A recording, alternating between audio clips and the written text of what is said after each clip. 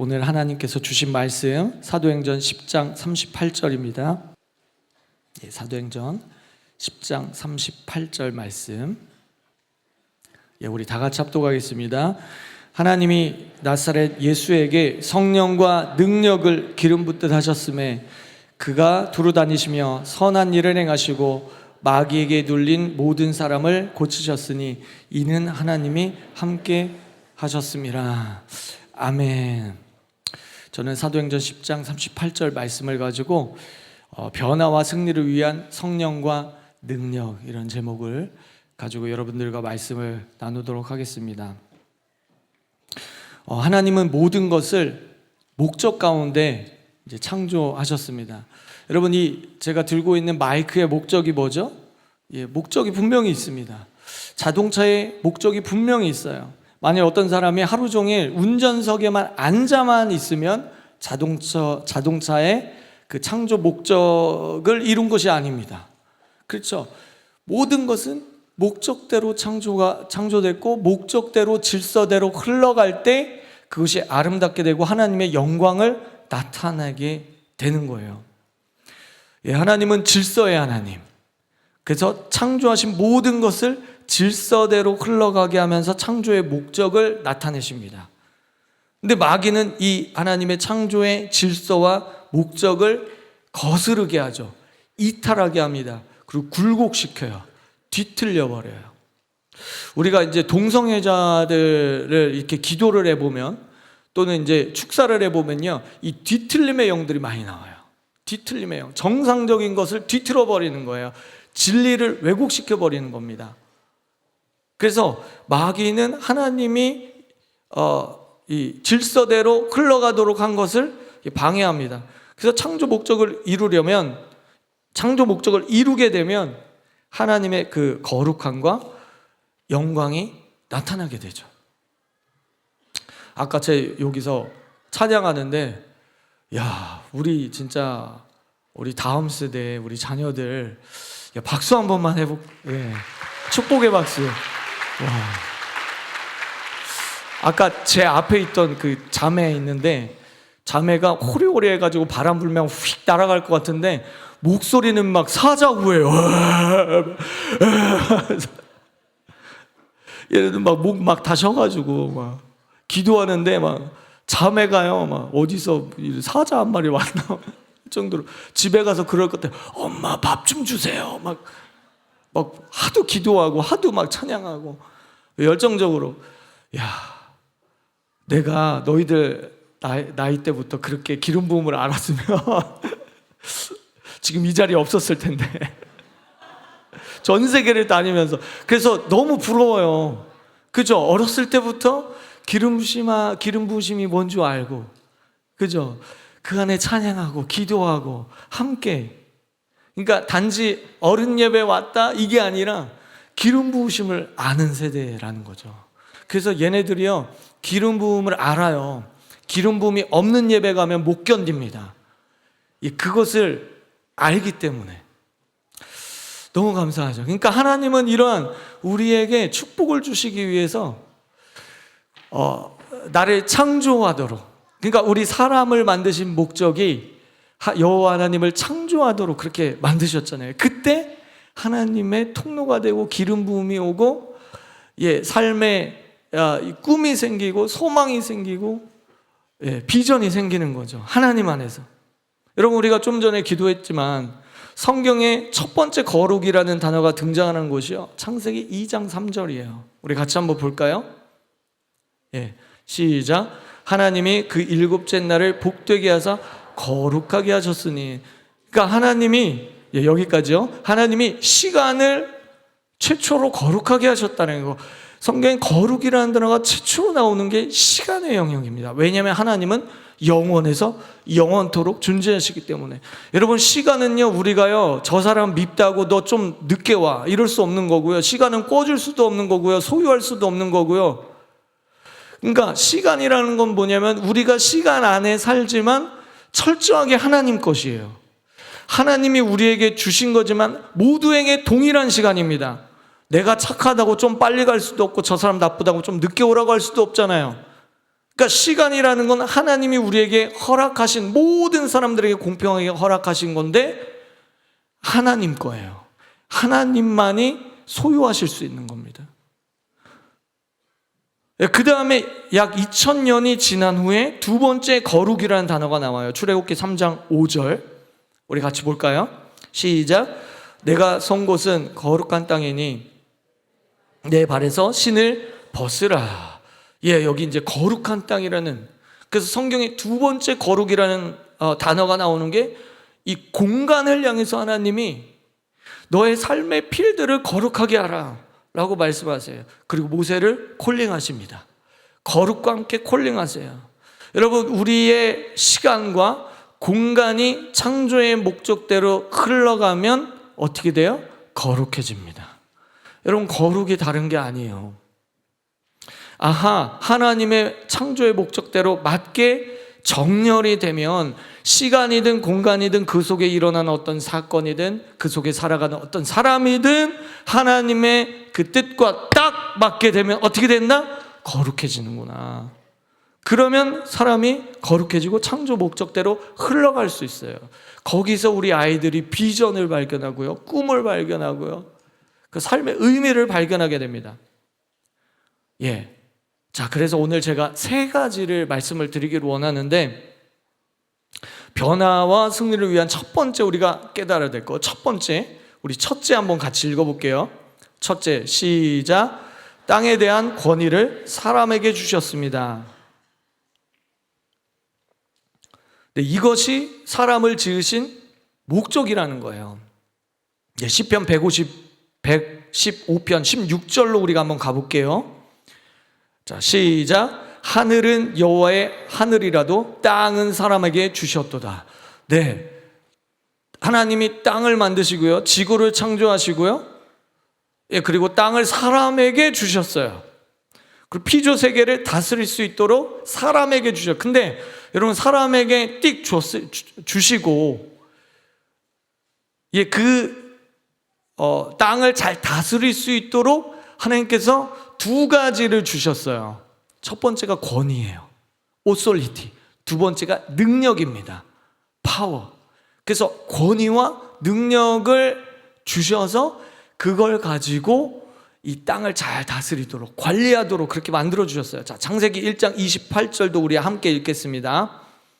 시작. 하나님이 그들에게 복을 주시며 하나님이 그들에게 이르시되 생육하고 번성하여 땅에 충만하라. 땅을 정복하라. 바다의 물고기와 하늘의 새와 땅에 움직이는 모든 생물을 다스리라 하시니라. 권위 부여입니다. 그리고 그것들을 잘 다스릴 수 있도록 능력을 주셨어요.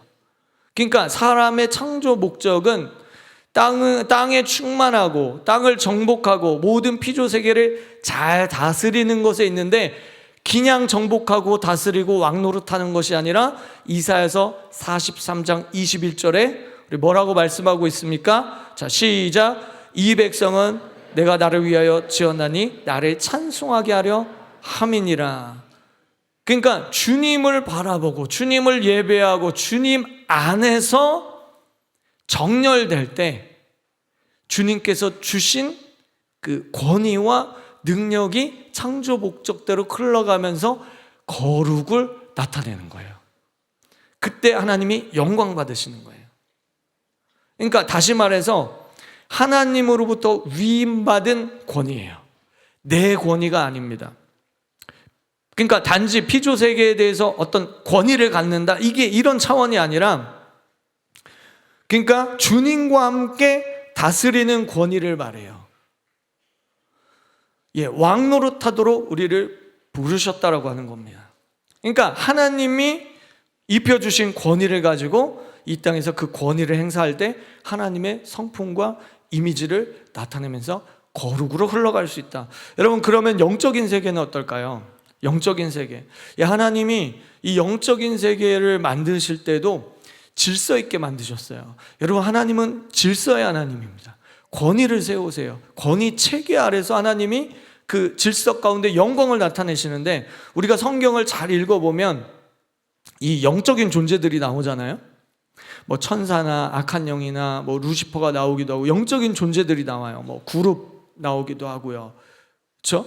근데 이제 이 영적인 존재들이 우리가 성경을 잘 읽어보면 이 권위 체계가 분명하다는 것을 우리가 알 수가 있습니다.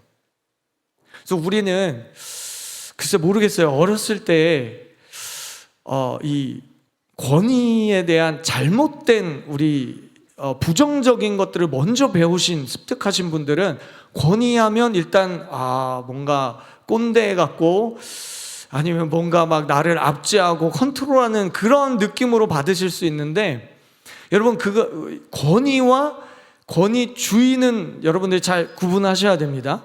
그렇죠? 권위, 오솔리티는 하나님이 사용하신 도구예요. 근데 권위, 거기 뒤에 주의가 붙는다는 거는 그것만이라는 뜻이잖아요. 물질주의, 권위주의, 뭐 신앙주의. 그러니까 주의가 붙으면 항상 문제가 되는 거예요. 그것만 한다는 거니까. 그러니까 우리가 여러분들 권위라는 단어를 들을 때 우리가 부정적인 생각을 버리고 하나님의 권위 질서 안에서 이것들이 아름답게 창조물들이 흘러가고 질서 안에서 영광을 나타내고 거룩을 나타낸다는 그런 말씀을 제가 드리는 거예요. 여러분, 타락한 천사인 루시퍼가 하나님의 권위 질서에 대항했기 때문에 타락해서 사탄이 되죠. 이 루시퍼는요, 타락 전에 그의 이름은 루시엘, 하나님의 빛, 이런 뜻입니다. 그런데 하나님께서 다른 천사들보다 더 특별하고 아름답게 창조했어요. 그래서 루시엘은 하나님의 최측근에서 하나님의 보좌에 가장 가까운 곳에서 하나님을 경배했던 그룹 중에 하나예요. 에스겔 28장으로 가볼게요. 14절, 15절 우리 같이 읽어볼까요? 시작. 너는 기름 부음을 받은 내가 너를 세움에 내가 하나님의 성산에 있어서 화강석 사이에서 왕래하였었도다. 내가 짐을 받던 날로부터 내 모든 길에 완전하더니 마침내 불의가 드러났도다. 루시엘은 하나님의 보좌에 가장 가까이에서 하나님의 영광을 받습니다. 하나님의 지혜, 지식, 하나님의 무한하신 광대함, 끝이 없으심, 인자하심, 긍휼, 사랑, 영원에서 영원 속에 계신 그 하나님의 영광을 봤어요. 그래서 이 루시엘이 하나님의 영광에 손을 대고 싶었어요. 그래서 자기를 높였습니다. 그래서 하나님을 바라본 것이 아니라 하나님이 나에게 주신 나의 아름다움을 보기 시작했어요. 내 영광을 보기 시작했습니다. 14절 여기 보면 너는 기름 부음을 받았다라고 말씀하세요. 여러분, 기름 부음을 아무나 줬나요? 여러분, 구약시대 때 왕이나 제사장이나 선지자 3대 직분자들에게만 기름을 부었잖아요. 기름 부었다는 건 특별하게 하나님께서 그 시대에 사용하겠다는 뜻입니다. 그러니까 다른 천사들과 다르게 기름을 부었어요. 아주 특별하게 창조됐다는 뜻이에요. 또 이렇게 말씀하세요. 이사야서 14장 12절 말씀, 이사야서 14장 12절 말씀, 시작. 너 아침의 아들 계명성이여 어찌 그리 하늘에서 떨어졌으며 너 열국은 엎은 자여 어찌 그리 땅에 찍혔는고. 여기서 보면 이 루시엘을 향해서 너 아침의 계명성이여 라고 이렇게 불렀어요. 그래서 우리가 이거를 이제 어떤 성경학자들은 이제 금성으로 말하기도 합니다.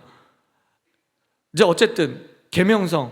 근데 여러분, 예수님의 닉네임 중에 하나가 광명한 새벽별인 거 아세요? 요한계시록에 보면 나는 광명한 새벽별이다. 여러분, 예수님에게 붙여주는 그런 별명을요, 이 루시엘이 받을 정도로 아주 특별하게 기름 부어서 창조했다는 거예요. 그런데 이 루시엘이 하나님 바라보지 않고 자기의 아름다움을 보기 시작했어요. 하나님 주신 자기의 은사와 달란트를 보기 시작했어요. 그리고 하나님과 함께 권위를 취한 것이 아니라 자기 스스로 권위를 취해버리기 시작했습니다. 그래서 타락하고 말았죠. 여러분, 이게 원수의 전략이에요. 이게 원수의 전략이에요. 우리 자신의 도덕과 윤리를 보게 만들고요. 우리의 노력의 어떤 성과를 보게 만들고요. 그리고 자신의 재능과 은사를 보게 만들고 집중하게 만들어서 결국엔 내가 하나님처럼 높아지리라, 타락하게 만들어요. 그래서 하나님의 창조 목적에서 벗어나서 스스로 권위를 취하려고 했어요. 그 결과 루시엘이 어떻게 됩니까? 루시퍼가 돼요. 사탄이 되었습니다. 그리고 그를 따르던 천사들도 타락해서 악한 영이 되었어요. 이사야서 14장 12절 우리 다시 한번 볼게요. 자, 너 아침의 아들 계명성이여, 다 같이 어찌 그리 하늘에서 떨어졌으며 너 열국을 없는 자여 어찌 그리 땅에 찍혔는고. 어떻게 됐습니까? 지금 어디로 쫓겨났어요? 땅으로 쫓겨났어요. 하늘에서 땅으로 쫓겨났어요. 여러분, 제가 질문 드릴게요. 이해를 돕기 위해서. 여러분, 하늘에서 쫓겨날 때, 루시퍼가 하늘에서 쫓겨날 때 권위와 능력 중에서 어떤 게 상실된 거죠? 권위가 상실된 겁니까? 능력이 상실된 겁니까? 네? 다시요. 맞았어요. 뭐라고요? 어떻게 그렇게 잘 아세요? 권위 상실이죠. 왜냐면 그 위치에서 쫓겨났다는 거니까 권위 상실이에요. 그럼 두 번째 중요한 질문이에요. 권위가 상실됐죠. 그럼 능력은 어디 있어요? 루시퍼가 지금 권위가 상실됐잖아요. 그럼 능력은, 루시퍼가 갖고 있는 능력은 어떻게 됐습니까? 그대로 있어요. 여러분, 깨달음이 오세요? 권위는 상실됐는데 그가 기름 부음 받은, 특별하게 창조되고 어떤 다른 영적 존재들보다 더 능력 있게 창조된 그 능력은 여전히 갖고 있는 거예요. 여러분, 그래서 우리가 원수 마귀와 싸울 때 능력 대결이 중요해요. 능력 대결. 이따가 얘기를 하고요. 여러분, IMF 시대에 우리 구조조정한다고 해서 이 땅에 많은 우리 아버지들이 회사에서 쫓겨났잖아요. 권위 상실이죠. 여러분, 아무리 능력이 뛰어나도 권위가 상실되면 그 능력을 발휘할 수 없습니다. 회사에서 쫓겨나면 자기가 가지고 있는 능력을 발휘할 수가 없어요. 그렇기 때문에 이 땅으로 쫓겨난 루시퍼는 우는 사자와 같이 권위를 찾고 있는 거예요. 내 능력을 발휘할 수 있는 권위를 빼앗기 위해서 우는 사자와 같이 돌아다니는 거예요. 근데 하나님이 아담에게 땅을 다스리는 권위와 능력을 주셨잖아요. 야, 저거다. 내가 사람의 권위를 빼앗으면 내가 가지고 있는 능력을 합법적으로 사용할 수 있겠다. 그래서 아담과 하와를 넘어뜨렸습니다. 권위를 빼앗았어요. 여러분, 꼭 잊지 마세요. 우리가 누구에게 순종하느냐에 따라서 그 권위 아래 들어가게 돼 있는 게 이 영적인 원리입니다. 그래서 우리가 어떤 재정의 영역에서 하나님 앞에 드려야 될 것을 드리지 않고 내가 그 권위를 취하면 원수 마귀는 합법적으로 내 재정 분야에서 권위를 가지고 그의 능력으로 우리에게 고통을 줍니다. 여러분, 내가 어떤 관계적인 부분에서 내가 주님 앞에 죄를 지면 그 부분에서 원수는 불법이지만 합법적으로 권위를 가지고 우리의 삶을 빼앗아가요. 우리의 축복을 빼앗아가요. 그래서 우리 안에 들어와서 새빵살이 합니다. 우리 주님이 주인 노릇하시지만, 우리 성령님께서 오셔서 우리의 삶을 다스리시지만 이 악한 영들이 들어와서 새빵살이 하는 거예요. 새빵살이. 그 영역에 대해서, 죄를 짓는 그 영역에 대해서.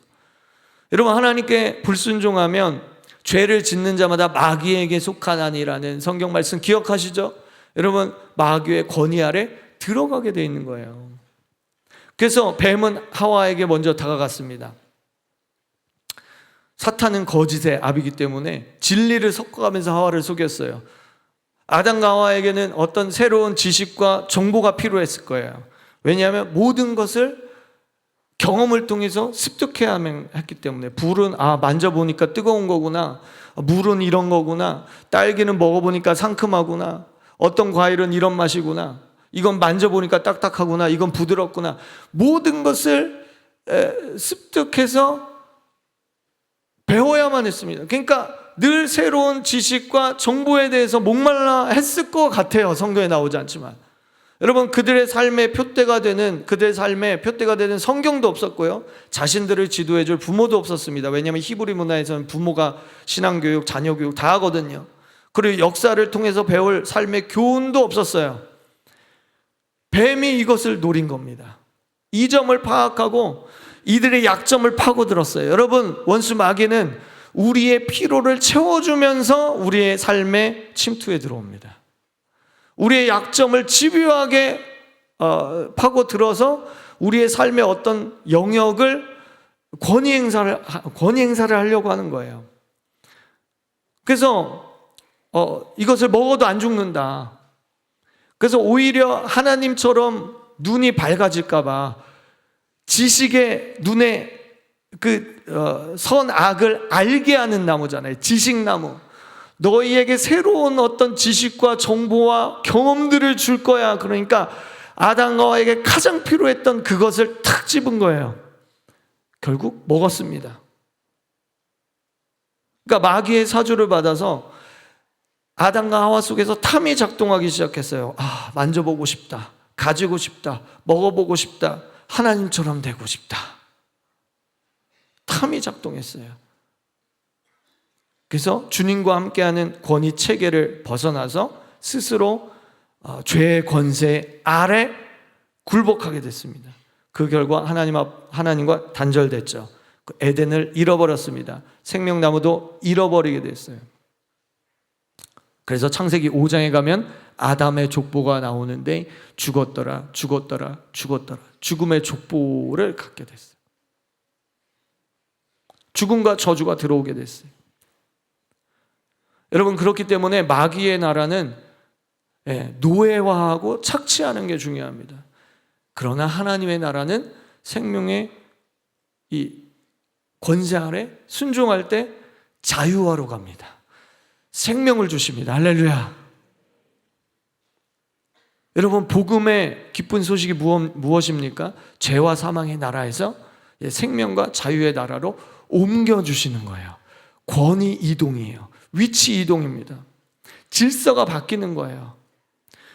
자, 우리 두 번째, 우리 알아야 될 우리가 진리를 우리 함께 읽어보겠습니다. 둘째, 시작. 주님을 믿는 자에게 땅에 대한 권위가 회복되었습니다.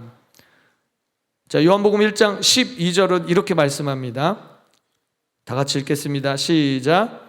영접하는 자 곧 그 이름을 믿는 자들에게는 하나님의 자녀가 되는 권세를 주셨으니, 권세를 주었다는 거. 권세를, 창조 목적을 회복시키고 하나님의 질서 안에 들어와서 그 권위 체제 아래서 자유와 생명을 공급받게 만들어 주셨다. 그래서 예수님을 구세주와 주님으로 영접하고 회개하고 믿으면 권위를 다시 회복시켜 주십니다. 어떤 권세? 땅을 다스리고 정복할 권세. 그래서 여러분 꼭 기억하세요. 최고의 권위자이신 그리스도가 계시고 그 다음에 믿는 자의 권세가 있습니다. 할렐루야. 그 다음에 사탄이에요. 할렐루야. 그 다음에 불신자고요. 악한 영이 있구나. 악한 영이 있고 불신자가 있고 그 다음에 피조세계가 있습니다. 동물들이 있어요. 여러분, 이것이 믿는 자의 위치라는 거예요. 할렐루야. 여러분, 그 권세를 사용하세요. 예수의 이름의 권세를 사용하세요. 회복된 권세를 사용하시기 바랍니다. 누가복음 9장 1절입니다. 우리 다 같이 선포하겠습니다. 시작. 예수께서 12 제자를 불러 모으사 모든 귀신을 제어하며 병을 고치는 능력과 권위를 주시고, 할렐루야. 이게 저와 여러분들에게 주신 권위라는 거예요. 여러분, 그냥 뭐 어떻게 한다고 되는 게 아니에요. 그냥 법정에서요, 뭐예요? 이 인장 찍힌, 왕의 인장 찍힌 그거 하나 딱 디밀면 끝나는 겁니다. 법 앞에 다 굴복되는 거예요. 그게 권위입니다. 예수님이 지상에 계실 때 12제자를 부르시고 귀신을 제어하며 병을 고치는 능력과 권위를 입혀주셨습니다. 예. 여러분, 이 권위, 여기 보면, 자, 이 말씀, 누가복음 9장 1절 말씀 보면, 능력과 권위를 주셨다. 자, 두 가지입니다. 그죠? 능력과 권위예요.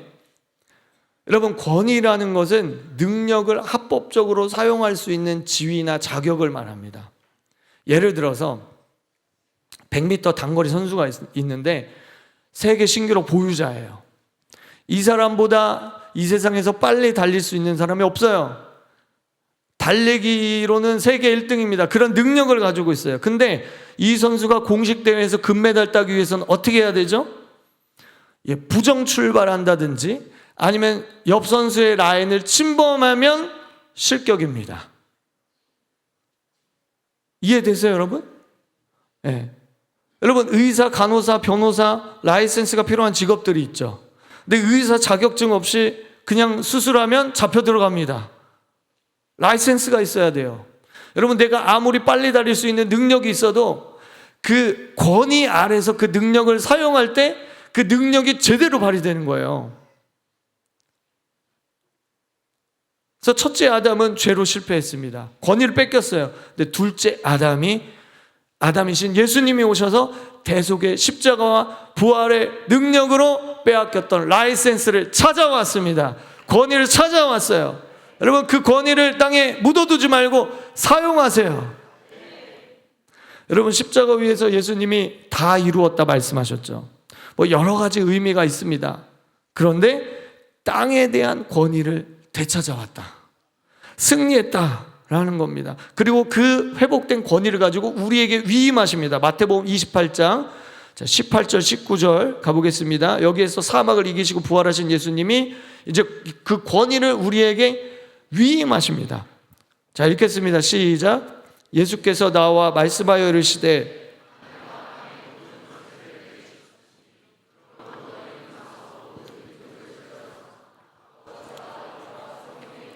세례를 주고, 세례를 베풀고, 이것을 Great Commission, 대위임 명령이라고 우리가 말하잖아요. 창세기 1장 28절에 잃어버렸던 그 권위를 하나님이, 예수님이 십자가의 죽으심과 부활로 다시 그것을 취하시고 그것을 누구에게 주셨습니까? 우리에게 주셨다는 겁니다. 그렇기 때문에 사단은 권위를 잃어버린 허수에 불과하다. 여러분, 큰 세파트가 막 침 질질 흘리는 그 막 세파트 있잖아요. 막 으르렁 막 잡아 죽일 것 같이 막 해도 개목줄 하나 딱 하고 있으면 우리한테 영향을 줄 수 있습니까? 없습니까? 없죠. 여러분, 사탄은 권위를 잃어버렸다는 거예요. 여러분, 이게 여기에 원리가 있습니다. 주님이 주신 십자가 부활의 능력을 믿음으로 붙잡는 자에게 승리가 온다.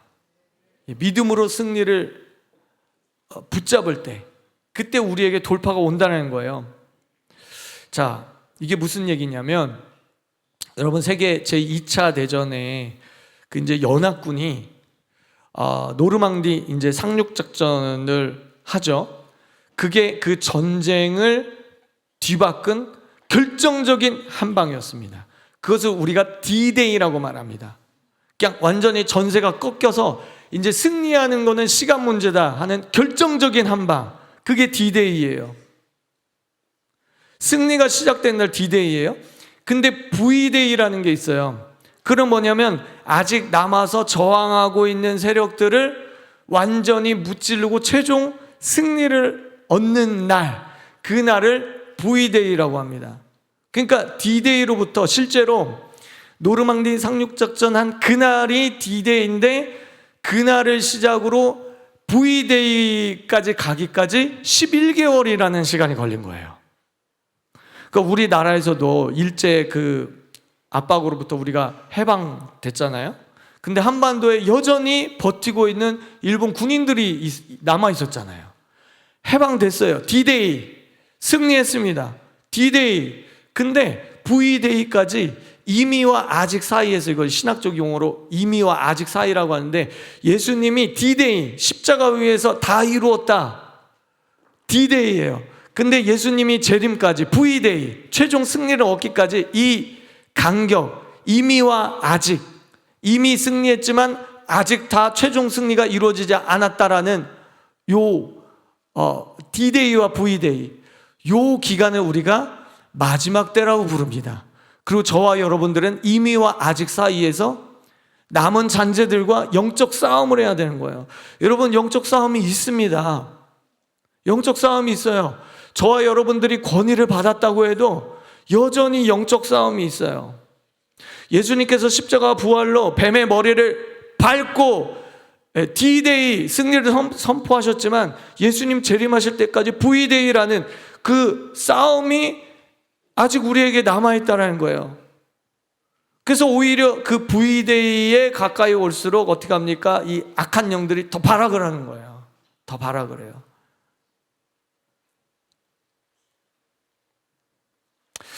여러분, 어떤 분들은 이런 영적 싸움이나 전쟁 얘기하면, 목사님, 저는 그런 거 몰라요. 저는 관심이 없어요. 예, 저는 그런 거 필요 없어요. 이렇게 말하시는 분들이 있고, 또 어떤 분들을 보면 이 성경 말씀을 믿는다고 하는데, 여러분, 성경 안에 영적 싸움이 있고 방언이 있고 은사가 있고 축사가 있고 치유가 있잖아요.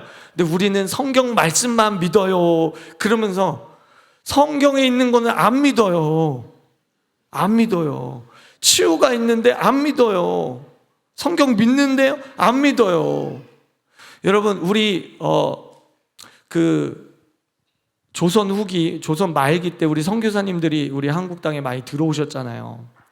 근데 이제 아펜젤러 선교사님이나 언더우드 선교사님들처럼 이제 신학을 제대로 하고 이제 오신 분들도 있는데, 이제 그때 많이 들어왔던 초창기 선교사님들 중에 의사, 간호사, 일반 평신도, 그냥 신학을 하지 않은 일반 평신도 사역자들, 선교사님들이 많이 들어왔거든요. 근데 너무 감사하죠. 너무 고맙죠. 학교 세워주고 병원 세워주고 너무나도 감사한 거죠. 근데 아쉬운 게 딱 하나 있어요. 그게 뭐냐면, 우리나라 와서 선교사님이 딱 들어와 보니까 한국 사람들 웬 이렇게 5만 가지 신들이 많냐. 물 떠나놓고 빌고 도깨비, 무슨 처녀 귀신, 무슨 옹달 귀신, 무슨 귀신 막 삼신령, 온갖 귀신들이 많은 거예요. 그래서 이분들이 그런 건 없어요. 그건 미신이에요, 미신. 그런 귀신 같은 건 없어요. 존재하지 않아요. 말씀 공부. 그러니까 이분들이 그러니까 한국 사람들 안에 있는 영적인 존재, 물론 이제 천사적인 개념은 없었죠. 우리는 이제 복음이 없었으니까 천사라는 개념은 없지만, 이제 우리가 죽을 때 되면 저승사자 막 이런 개념은 있었잖아요. 죽음, 사망, 저주, 도깨비, 이런 어떤 벌을 내리는 어떤 악한 영에 대한 개념들이 우리 안에 있었는데, 그걸 쏙 뺀 거예요. 그러니까 우리가 교회에서 악한 영, 귀신, 이렇게 영적 전쟁 이런 얘기하면 그런 얘기하지 마세요. 그런 건 몰라요. 난 몰라요. 난 그냥 말씀 너무 좋아요. 말씀 좋고 착하게 살아야지. 그래. 여러분, 근데 성경의 치유와 축사와 이거를 빼면 성경 다 이거 난동질해야 됩니다. 이거 다 빼야 돼요. 종이 다 찢어버려야 됩니다. 여러분, 성경에서 치유를 말씀하고 있잖아요. 할렐루야. 여러분, 성경에서 방언을 말하잖아요. 그러니까 말씀대로 하면 돼요. 말씀대로.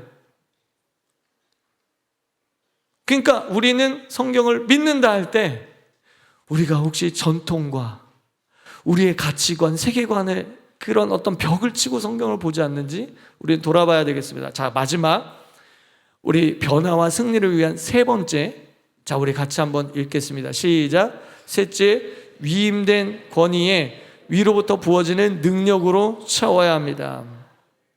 자, 누가복음 9장 1절 다시 한번 보면 예수께서 12 제자를 불러 모으사 모든 귀신을 제어하며 병을 고치는 능력과 권위를 주시고 그랬습니다.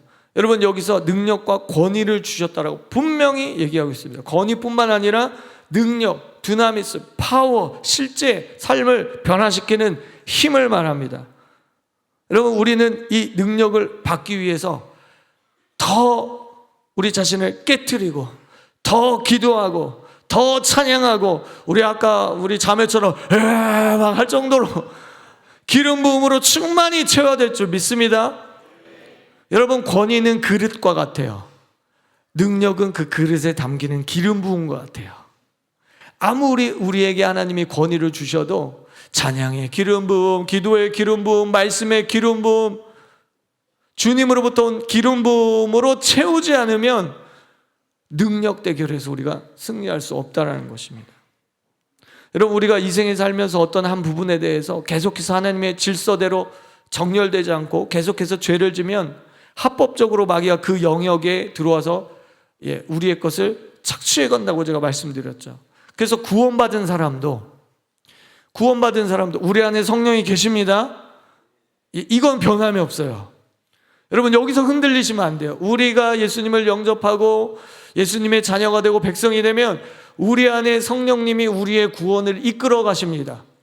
그런데 우리가 어떤 한 부분의 삶의 한 부분에서 계속해서 하나님의 정렬 안에서 이탈하고 죄를 짓게 되면 원수는 불법이지만 합법적으로 그 영역에서는 새빵살이 하면서 우리의 삶의 것을 도둑질해 간다는 거예요. 그래서 우리의 삶에 믿는 자들도 질병이 있어요. 여러분, 참 이런 아이러니한 게요, 전 세계적인 치유 사역자도 보면은 암으로 돌아가시고, 그러니까 축사 사역자도 막 어떻게 또 병 걸려서 돌아가시고 이래요. 그러면 그런 거 보면 우리가 하나님의 이러한 섭리를 다 이해할 수는 없습니다. 우리가 다 어떤 것을 알 필요도 없고요. 하나님께 어떤 부분은 전적으로 맡겨야 되는 부분이 있습니다. 그리고 어떤 질병이나 재정적인 어려움이나 마음의 슬픔, 걱정, 초조, 불안, 시기, 질투 이런 것들이 꼭 어떤 죄 때문에 온 것이라고 할 수 없습니다. 어떤 부분은 하나님의 영광을 드러내시기 위해서 그렇게 하는 부분도 있어요. 욥을 보세요. 그렇죠. 그런데 많은 경우에 우리는 지금 D-Day와 V-Day 사이에서, 이미와 아직 사이에서 영적 전쟁 중이기 때문에 여러분, 한쪽 화력이 세면요 점령당하기도 하고 점령하기도 합니다. 이것이 영적인 전쟁터에서 일어나는 거예요. 여러분, 골리앗이요 이스라엘 땅 지경에 불법적으로 들어와서 하나님의 백성들을 모욕했습니다. 자기 땅에서 모욕한 게 아니에요. 불법적으로 하나님의 백성의 땅에, 축복의 땅에, 약속의 땅에 들어왔어요. 누가 허용한 겁니까? 이스라엘 백성들이 허용한 거예요. 그리고 골리앗이 들어왔어요. 원수 마귀가 들어왔습니다. 침입합니다. 우리가 어떤 부분에 원수 마귀에게 내주면 새빵살이 하면서 우리의 삶을 앗아간다. 그래서 예수님이 광야에서 40일 동안 금식할 때 마귀의 유혹을 받으셨습니다. 그래서 마귀는 아담과 하와에게 유혹한 똑같은 것으로 탐을 가지고 예수님을 유혹했어요. 자신의 욕심, 탐을 채우기 위해서 능력을 사용하라 유혹했습니다. 편한 길이 있다, 지름길이 있다라고 유혹했습니다. 그런데 예수님이 어떻게 하셨는지 아세요? 여러분, 어떻게 했습니까? 말씀의 검으로 마귀의 유혹을 이기셨습니다. 진리 대결로 이기셨다는 거예요. 그리고 광야에서 40일 동안 뭐 하셨을까요? 기도하셨겠죠. 기도함으로 마귀를 물리치셨어요. 능력 대결을 하셨다는 거예요. 사도행전 10장 38절 우리 계속 띄워주세요. 사도행전 10장 38절 제가 읽어볼게요. 하나님이 나사렛 예수에게 성령과 능력을 기름 붓듯 하셨음에 그가 두루다니시며 선한 일을 행하시고 마귀에게 눌린 모든 사람을 고치셨으니 이는 하나님이 함께 하셨습니다. 자, 하나님께서 나사렛 예수에게 두 가지 부어주셨습니다. 뭐죠? 성령과 능력. 그러니까 성령과 능력은 다른 거예요, 여러분. 다른 거예요. 성령과 능력. Holy Spirit and power 이렇게 됐습니다. 근데 이것을 기름 붓듯 부어주셨다. pour out, 그냥 쏟아 붓듯이, 드럼통에서 쏟아 붓듯이 부어주셨다. 제사장들이 이제 기름 부음 받을 때 어떻게 합니까? 머리부터 그냥 드럼통으로 갖다 부어가지고 아론의 옷깃과 수염과 발끝까지 다 적시는 겁니다. 그러니까 하나님이 성령과 능력을 예수님께 그냥 pour out, 샤워하듯 그냥 부어주셨다는 거예요. 그러니까 그러니까 우리 안에 성령으로 채워지고 능력으로 채워지는데 기름 부음이라는 형태로 부어주신다는 거예요. 그러니까 성령을 부어주실 때 기름 부음이라는 어떤 모양으로 부어주신다는 거예요. 말이 좀 힘든데 이해되세요? 네. 끄덕끄덕 하시는데요. 그러니까 형태가 기름 부음이라니까. 그러니까 기름 부음이 뭐냐, 위에서부터 다 적셨잖아요. 옷깃과 수염과. 그렇게 우리가 기도할 때, 찬양할 때 하나님의 어떤 은혜를 주시든 은사를 주시든 어떤 능력을 부어주실 때 기름 부음 형태로 위에서부터 부어주신다는 거예요, 여러분. 그러면 어떤 현상이 있을 수도 있다. 없을 수도 있지만 있을 수도 있어요. 몸이 떨린다든지 아니면 넘어진다든지 아니면은 뭔가 막 이렇게 막 속에서 막 불이 막 일어나가지고 참지 못하고 막 소리를 지른다든지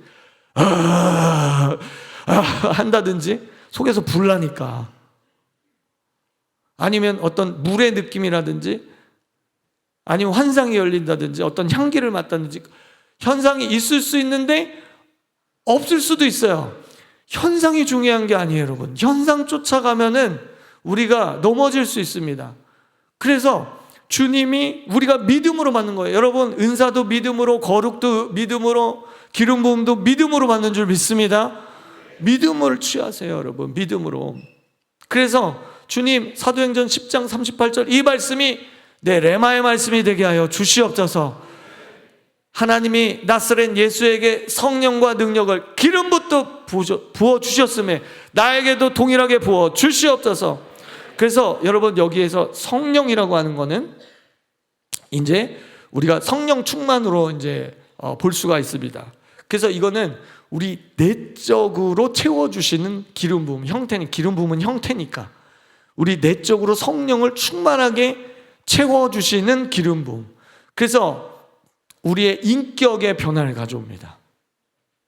하나님의 형상과 이미지를 회복하게 만들어요. 성령의 9가지 열매가 작동되게 만들어요. 그리고 하나님께 순종하고 권위에 정렬되고 거룩함에 이르도록 하는 것이 이 성령이에요. 성령의 기름 부음을 부어주신다는 거예요. 이것이 다른 말로 하면 성령 충만이라고 저는 하고 싶어요. 이렇게 좋은 성령을 우리가 받지 못하게 악한 영이 이제 공격을 하는 거예요. 능력 대결에서 이제 막 줄다리기를 하는 겁니다. 여러분, 그런데 이 성령 충만을 잘 받지 못하도록 하는 이 악한 영의 역사 중에 가장 강력한 무기가 뭐냐면 치유되지 않는 내면의 상처입니다. 따라해 보겠습니다. 내면의 상처. 우리 안에 내면의 상처가 있어요. 특히 우리가 어떤 우리의 삶을 이렇게 보호하거나 저항할 수 없는 나이, 그러니까 어렸을 때죠. 어렸을 때 우리와 가장 가까운 사람들에게, 목사님이나 아니면 학교 선생님이나 부모님이나 남자친구, 여자친구 뭐 등등등 내면의 상처. 그러니까 여러분, 호스에 물줄기가 쫙 가야 되는데, 기름 부음이 쫙 와야 되는데 호스가 이렇게 막혀 있으면, 뭔가 이물질로 인해서 막혀 있으면 쫄 오잖아요. 나는 기도하고 찬양해도 왜 저렇게 안 될까? 호스가 뚫려야 되는 거예요. 뚫려야 돼. 막혀 있는 거예요. 뭐 때문에? 내면의 상처 때문에. 우리 반주를 좀 해주시고, 제가 대학생 때 선교단체에서 하는 그 내적 치유 세미나를 여러 번 참석했었습니다. 예수전도단에도 갔었고, 또 청주에도 갔었고, CCC도 했었고, 또 그 안성수양관에서도 갔었고, 제가 뭐 그렇게 상처가 많은지 내적 치유 세미나를 많이 했고, 사실 제가 이제 신학교도 상담 쪽으로 좀 가야 되나? 내 부르심인가? 그래서 기독교 상담을 좀 그 MDB 후에 기독교 상담을 좀 마음이 있었는데, 어쨌든 제가 이제 그쪽으로 안 가고 제가 MDB를 하게 됐는데요. 이 내적 치유에 대해서 굉장히 훈련을 많이 받았고, 또 스텝으로 들어가서 거기서 또 배우고 막 마음에 이런 상처들을 다 끄집어내고 하는 그런 시간이 있었어요. 근데 제가 CCC에서 내적 치유 세미나에 4박 5일이죠. 4박 5일 참석했는데, 거기는 이제 강의를 하고 한 분씩 나와서 간증을 합니다. 자기가 받은 은혜들을 간증하는데, 어느 집사님 간증을 제가 듣게 됐어요. 결혼해서 아이를 낳고 직장 생활하고 교회 다니지만 그 인생 가운데 뭔가 모른 사랑하는 사람이 자기를 떠날 것 같은 그런 어떤 불안감이 늘 있었대요. 그래서 자기가 청년 때, 야, 내가 이거 연애할 수 있을까? 내가 결혼할 수 있을까? 할 정도로 누군가 내가 사랑하거나 아니면 그가 나를 사랑하면 왠지 그가 떠날 것 같은 그런 불안감이 마음 한구석에 있는데, 이게 뭔지 모르겠다는 거예요. 그래서 거기 내적 치유 세미나에 와서 이제 기도를 하는 거예요. 거기 프로그램에 보면 이제 태아 때부터 이렇게 성령님께 묻는 그런 시간들이 있는데, 성령님 도와주세요. 주님 도와주세요. 내 이 불안감, 이거 뭐죠? 이 상처 같은데 원인을 알려주세요. 치유해주세요. 했더니 성령님께서 그 집사님에게 어떤 장면들을 착착착착 보여주시는 거예요. 필름처럼 착착착 보여주시는데, 자기가 어렸을 때 섬마을에 살았대요. 근데 이제 그때는 아직 육지와 이렇게 연결된 다리가 없었기 때문에 나룻배를 타고 이렇게 육지를 왔다 갔다 하는 그런 섬에 살았어요. 근데 집사님 아버지가 술에, 도박에, 폭력에 가출을 일삼고 막 한번 집에 들어오면 술 먹고 막 들어와가지고 난리를 치고 막 폭행을 하고 엄마를 못 살게 구는 거예요. 엄마는 도저히 못 살겠다. 이놈을 짓고서 아빠가 한 번만 더 술 먹고 이렇게 하면 엄마는 집 나갈 거야. 성령님이 조명해 주시니까 비로소 이 집사님이 이해가 되는 거야. 내 사랑하는 사람이 나를 떠날 것 같은 불안감이 이 엄마로부터 온 거구나, 부모로부터 온 거구나라는 거, 거기서 성령의 조명하심으로 딱 알게 된 거예요.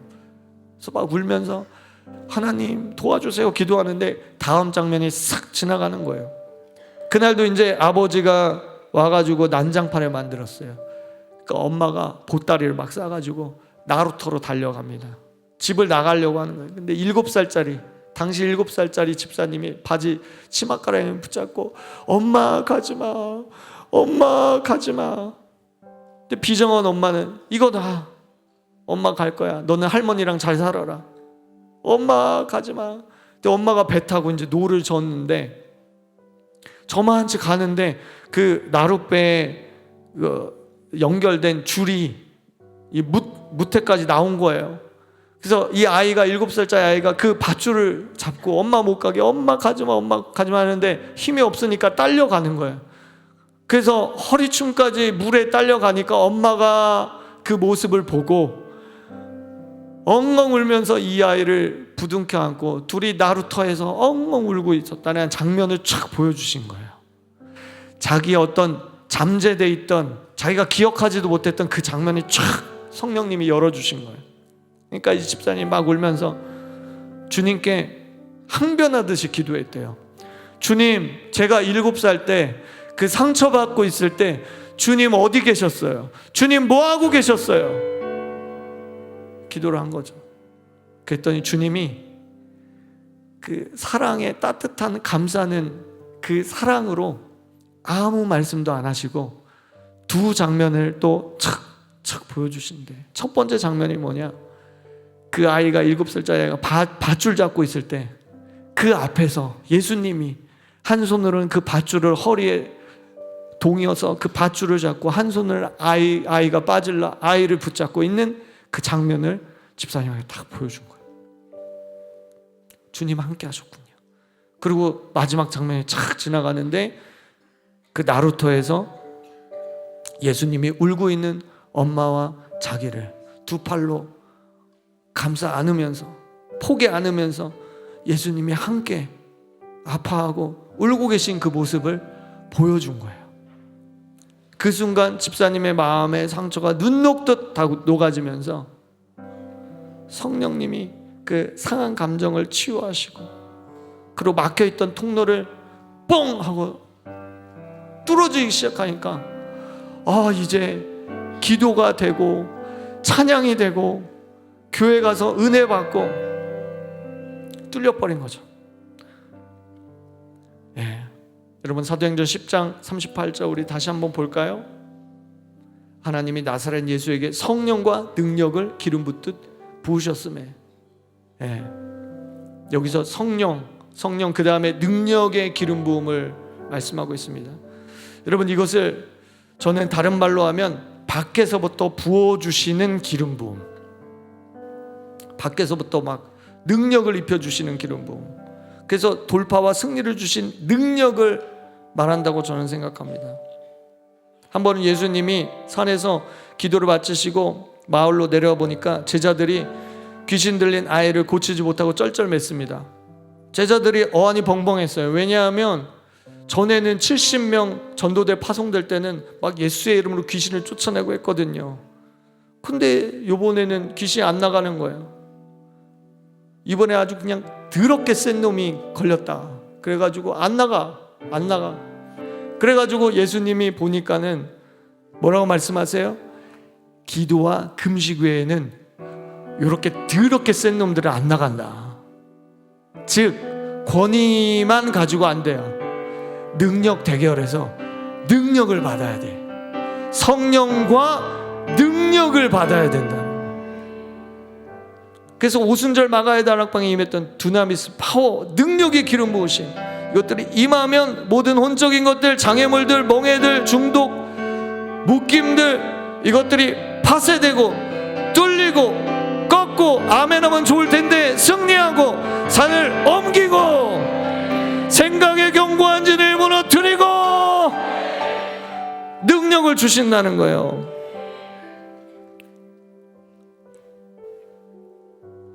여러분 이 둘이요 잘 조화가 이루어지면은 너무 좋겠습니다. 그래서 우리 내적인 어떤 성령 충만, 우리 인격을 변화시키는 성령 충만, 그리고 위로부터 밖으로부터 부어지는 능력의 기름 부으심. 그래서 우리가 병든 자를 위해서 기도할 때 치유되고 연수 마귀를 쫓고 그래서 사람들을 전도하고 예수님께 그 영혼을 드리고 전도의 문이 열리는 거죠. 제 간증을 하고 좀 마치고 싶은데요.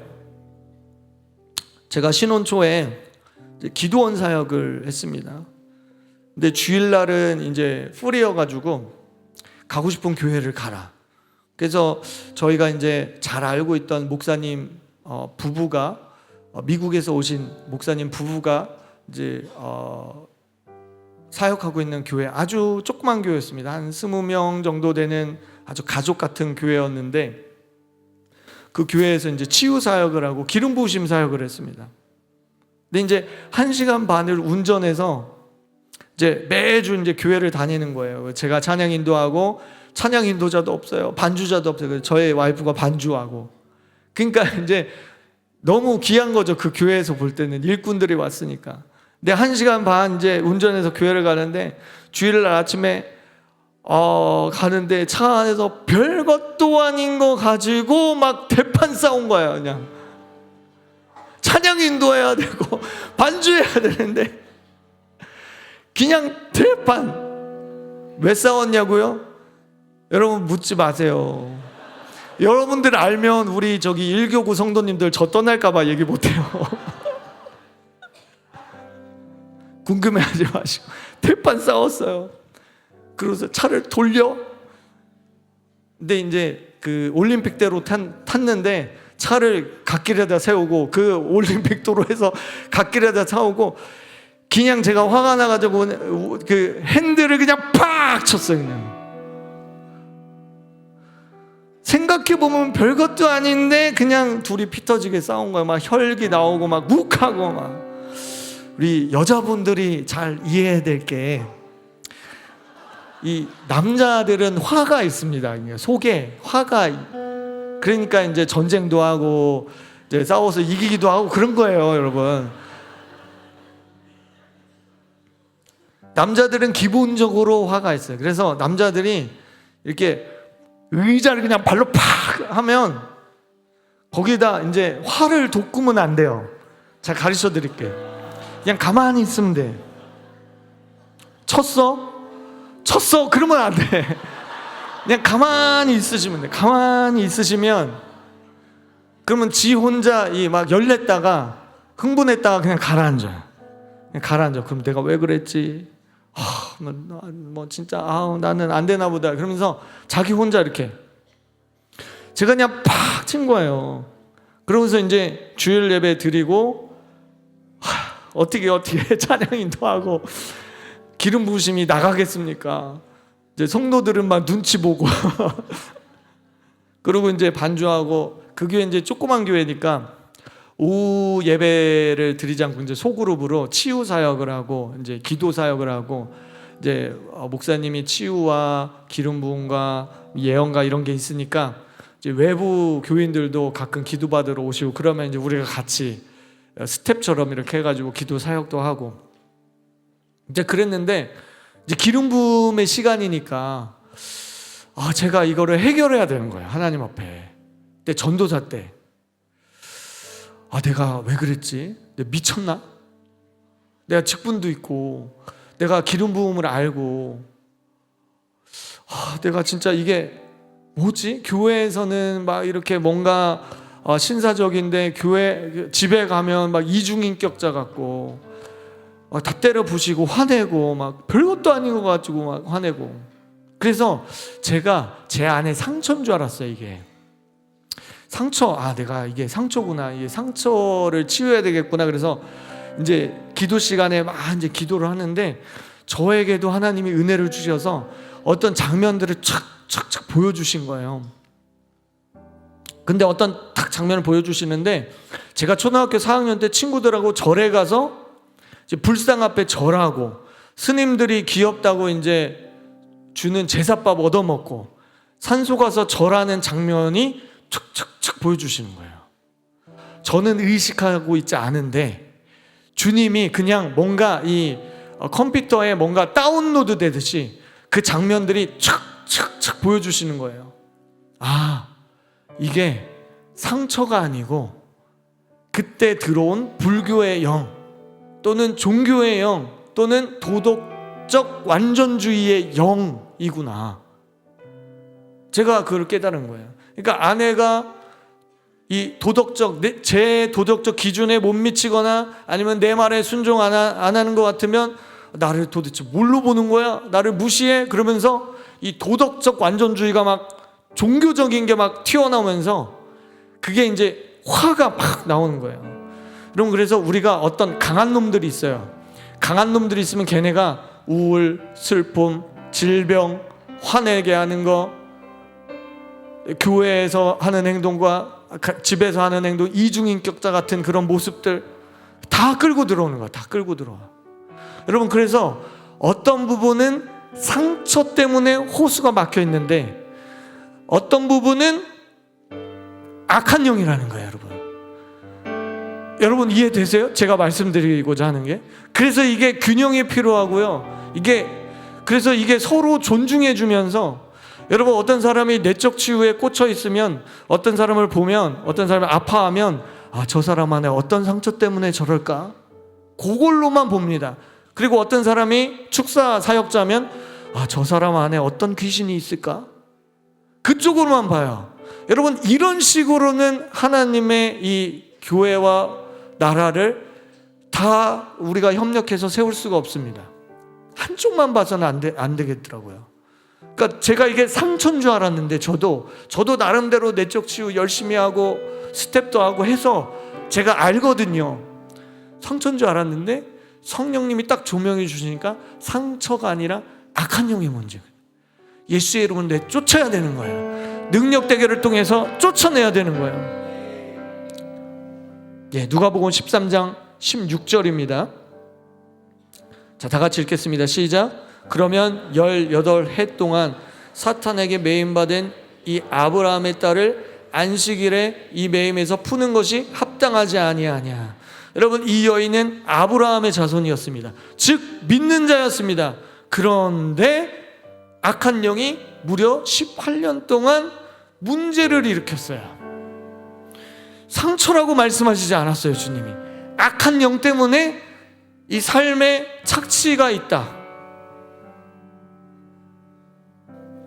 여러분, 그래서 우리가 상처의 문제도 다뤄야 되지만, 그런데 어떤 부분은 우리가 분별해 가면서 이게 악한 영의 공격이라는 것을 알고 능력 대결을 해야 됩니다.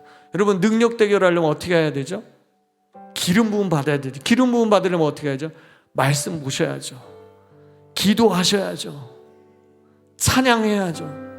기름 부음 안에 들어가 있어야 되잖아요. 여러분, 10처녀 중에 5처녀는 능력이 없었잖아요. 기름이 없었잖아요.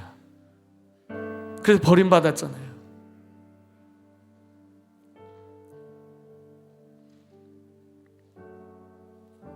누가복음 4장 18절입니다. 제가 읽겠습니다. 주의 성령이 내게 임하셨으니 이는 가난한 자에게 복음을 전하게 하시려고 내게 기름을 부으시고 나를 보내사 포로된 자에게 자유를, 눈먼 자에게 다시 보게 함을 전파하며 눌린 자를 자유롭게 하며. 여러분, 여기서 주의 성령이 내게 임하셨으니 할 때 이 임했다라는 단어가 외부로부터 부어지는 능력이라는 뜻입니다. 그러니까 성령과 능력할 때 그 능력을 말하는 겁니다. 그래서 그 능력이 포로된 자를 자유케 한다. 능력 대결에서 눈먼 자를 다시 보게 한다. 눌린 자에게 자유를 준다. 어떤 분들은 너무 거룩하셔가지고 저는 그런 능력, 은사 필요 없어요, 목사님. 그냥 저는 얌전히 믿을게요. 그런데 여러분, 적어도 우리 가정은 내가 지켜야 되잖아요. 맞지 않나요? 적어도 우리 자녀들은 내가 지켜야 되잖아요. 우리 가정에 돼지떼가 우글거리는데 저는 괜찮아요. 아니요, 안 괜찮아요. 여러분, 능력 받으세요. 영혼들을 위해서 받으세요. 전도하기 위해서 받으세요. 여러분들의 자녀를 지켜내기 위해서 받으세요. 그냥 나를 높이고 그냥 나 이런 은사 있어, 그게 아닙니다. 영혼들을 위해서 받으세요. 그래서 사도행전 10장 38절이 여러분 것이 되기를 원합니다. 우리 다 같이 사도행전 10장 38절 우리 선포하고 주여 세 번 외치고 기도하기를 원합니다. 다 같이 시작. 하나님이 나사렛 예수에게 성령과 능력을 기름 붓듯 하셨음에 그가 두루다니시며 선한 일을 행하시고 마귀에게 돌린 모든 사람을 고치셨으니 이는 하나님이 함께 하심이라. 성령을 받으세요. 능력을 받으세요. 자, 우리 기도할 분들 앞으로 나오세요. 성령 달라고 기도하세요. 능력 달라고 기도하세요. 여러분들의 자녀들에게도 나눠주세요. 우리 다음 세대는 능력 받아서 여러분들의 부모님들에게 나눠주세요. 치유도 받으세요. 방언도 받으세요. 악한 영을 대적하세요. 우리 주여 한번 외치고 기도하겠습니다. 주여.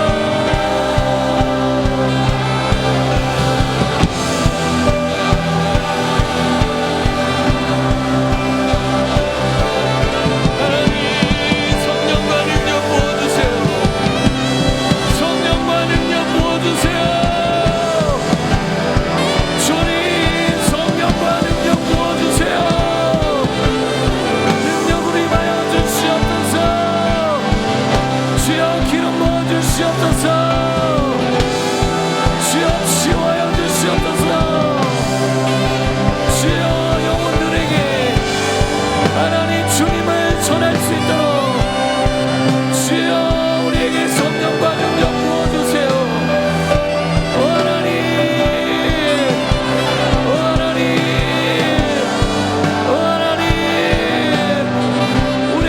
치유를 주세요. 성령 안에서 방언도 말하게 해주세요. 악한 영을 대적하게 하여 주시옵소서. 성령이 너희에게 마시며 너희가 권능을 받고 예루살렘 가운 유대와 사마리아 땅 끝까지 너의 증인이 되리라. 주여, 주님의 증인 되기 위해 성령과 능력을 부어주시옵소서. 부어주시옵소서. 치유의 능력으로 주여, 악한 영을 대적할 수 있도록 능력 되기를 승리할 수 있도록 주여 부어주시옵소서.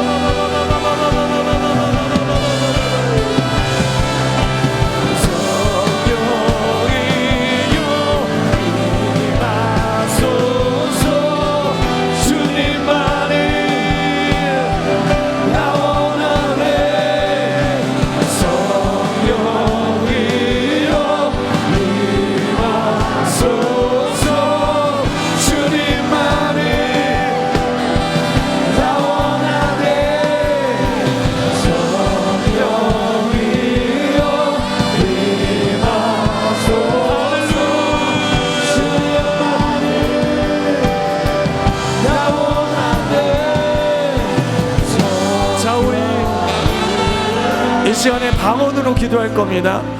여러분, 방언은요, 성령과 능력이 우리에게 기름 부음 형태로 부어지도록 하는 가장 좋은 채널입니다. 그래서 우리가 성령 충만 받으면 제일 먼저 받는 게 방언이에요. 방언인 경우가 많아요. 왜냐면 그 채널이니까, 통로니까. 그래서 이 시간 방언으로 기도할 건데, 혹시 방언에 나는 아직 못합니다 하시는 분들은 앞으로 나오세요. 그리고 우리 목사님들, 전도사님들이 여러분들을 위해서 기도를 해줄 겁니다. 여러분, 안수는, 성경에 보면 안수는 기름 부음이 흘러가는 채널 중에 또 안수가 있어요. 그래서 안수는 이렇게 어떤 능력이 갑자기 스파크처럼 팍 오기도 하지만 그냥 기름 부음이 흘러가듯이 잠잠하게 오기도 해요. 근데 현상에 여러분들이 집중하지 말고 성령님을 구하세요. 성령님을 구하세요. 자, 방언하기 원하는 분들 앞으로 다 이 강단 들고 올라오십시오. 우리 목사님들, 전도사님들이 여러분들 안수 사용해 주실 거예요. 강단 올라오세요. 자, 우리 다음 세대 지체들도 올라와 능력 받기 위해 기도하는 지체들도 올라오세요. 하나님 내게 능력 주세요 하시는 분들 앞으로 오세요. 다 올라와 주십시오. 올라오십시오. 올라와서 기도합시다. 성령님을 바라봅시다. 사람을 바라보지 말고 인도자를 바라보지 말고